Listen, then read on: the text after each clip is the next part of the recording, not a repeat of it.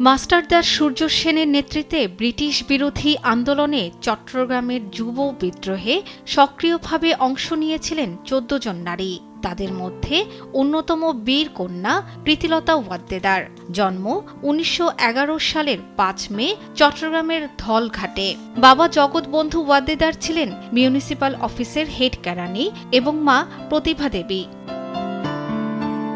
চট্টগ্রামের ডাক্তার খাস্তগীর সরকারি বালিকা বিদ্যালয়ে ১৯২৮ সালে ম্যাট্রিক পরীক্ষায় প্রথম বিভাগে উত্তীর্ণ হন প্রীতিলতা। ঢাকার ইডেন কলেজ থেকে ইন্টারমিডিয়েটে মেয়েদের মধ্যে প্রথম এবং মেধা তালিকায় পঞ্চম স্থান অর্জন করেন। পরে কলকাতার বেথুল কলেজ থেকে দর্শনে স্নাতক ডিগ্রি লাভ করেন।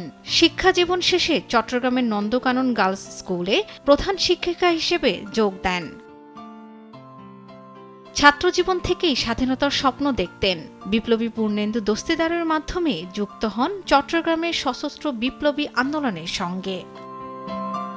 পাহাড়তলী ইউরোপিয়ান ক্লাবের বাইরে লেখা ছিল কুকুর ও ভারতীয়দের প্রবেশ নিষেধ, যা রক্তে আগুন জ্বেলে দেয় বিপ্লবীদের। ১৯৩২ সালের ২৩ সেপ্টেম্বর মাস্টারদা সূর্য সেনের নির্দেশে এ ক্লাব আক্রমণের মূল নেত্রী প্রীতিলতা। পুরুষদের ছদ্মবেশে সহযোদ্ধাদের নিয়ে অভিযানে অংশ নেন প্রীতিলতা। আক্রমণ সফল হলেও ফেরার পথে গুলিবিদ্ধ হন। ব্রিটিশদের হাতে ধরা দেবেন না, এটি ছিল মরণপণ। পটাশিয়াম সায়ানাইড খেয়ে মুহূর্তেই মৃত্যুর কোলে ঢলে পড়েন।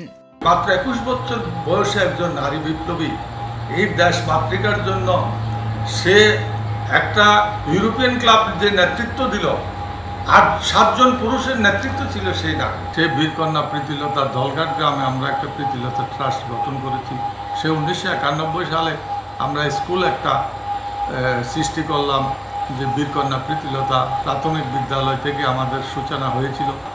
গ্যালারি বা মিউজিয়াম, লাইব্রেরি সহ করার আমাদের পরিকল্পনা আছে। বাজেট সংকুলনের কারণে ওইটা আমরা এখনো বাস্তবায়ন করতে পারিনি।